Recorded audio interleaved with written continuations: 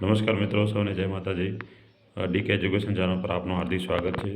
વિદ્યાર્થી મિત્રો, આજે આપણે ધોરણ 9ના પશુપાલન ડેરી વિજ્ઞાન વિશેના પ્રશ્નપત્રોનું સોલ્યુશન કરીશું કે જે આવનારી વાર્ષિક પરીક્ષાની અંદર જે પ્રશ્નપત્ર પૂછાવાનું છે તેના સંપૂર્ણ બધા પ્રશ્નોનું સોલ્યુશન જોઈશું કે સંભવિત આ પ્રશ્નો પણ આવતી પરીક્ષાની અંદર પૂછાઈ શકે.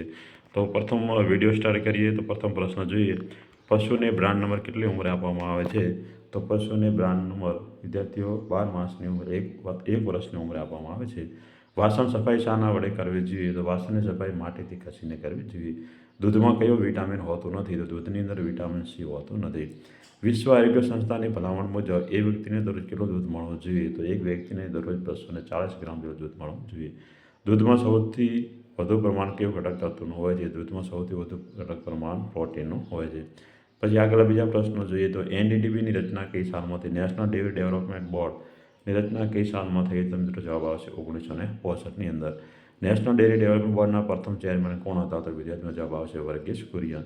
બનાસકાંઠામાં કઈ ડેરી આવેલી છે? બનાસકાંઠામાં બનાસ ડેરી આવેલી છે. બનાસ ડેરીના ચેરમેન કોણ છે? તો હાલની અંદર બનાસ ડેરીમાં જ્યારે શંકરભાઈ ચૌધરી છે.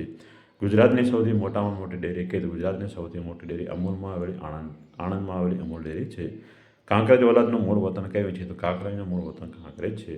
પશુપાલન વ્યવસાયથી રાષ્ટ્રીય આવકમાં કેટલાનો ભાગની આવક થાય છે? 70% જેટલી આવક થાય છે. એટલે કે 60% થી 70% સુધી 70% જેટલી આવક થાય છે. એક ધનકૂટના રહેઠાણ માટે કેટલી જગ્યા જરૂર છે? 30 ચોરસ મીટર જેટલી જગ્યા જરૂર છે. 400 કિલોગ્રામ વજન ધરાવતા ગાય શાક કક્ષાનો ઘાસચારો કેટલા કિલોગ્રામ ખાઈ શકે છે?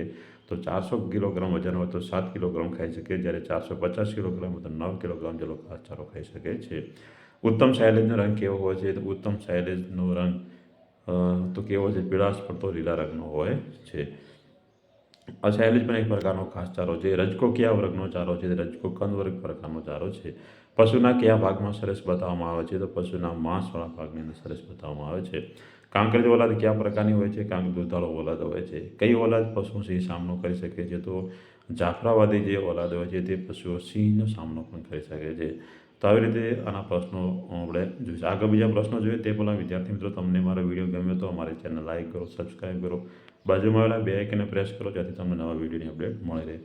આગળ બીજા પ્રશ્નો જોઈએ તો નાના બચ્ચાને કૃત્રિમ ગરમી આપતા સાધનોને શું કહેવામાં આવે છે? ચીફ ગાર્ડ કહેવામાં આવે છે. ગાય ભેંસ વર્ગના પશુઓને કેટલી જોડ પાંસળીઓ હોય છે? તો 13 જોડ જેટલી પાંસળીઓ હોય છે. એટલે કે 26 પાંસળીઓ તેમાં 13 જોડ ગણી શકાય. કઠોળ વર્ગના ચાસમાં કયું તત્વ વધારે હોય છે? કાર્બોહાઈડ્રેટ્સ વધારે હોય છે.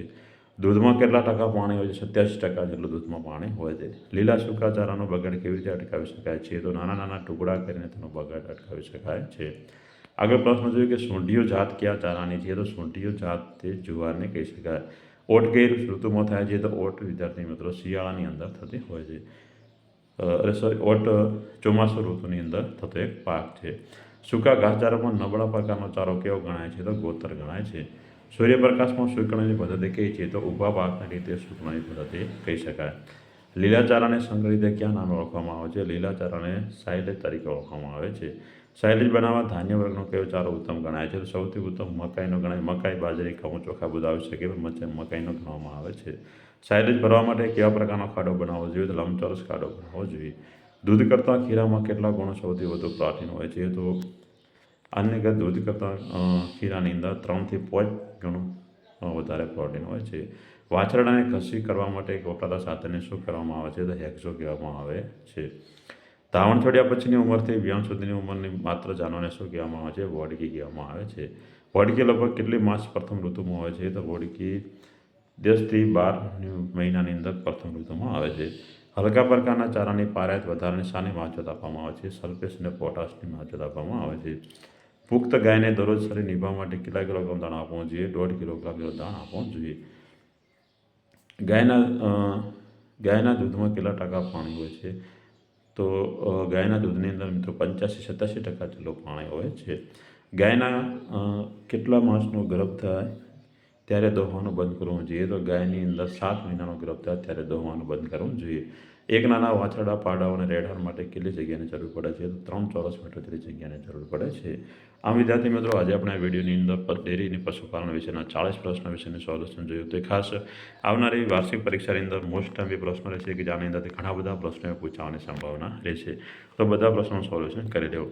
બીજું કે વિદ્યાર્થી મિત્રો, અમે મારી ચેનલ પર વાર્ષિક પરીક્ષાના બધા પ્રશ્નપત્રોને લગતા મોસ્ટ ટાઈમ બી પ્રશ્નો પણ મેં મૂકતા હશું. તેથી અમારી ચેનલ સાથે જોડાયા રહેજો. ફરી મળીશું એક નવા વિડીયો સાથે. ત્યાં સુધી જય માતાજી.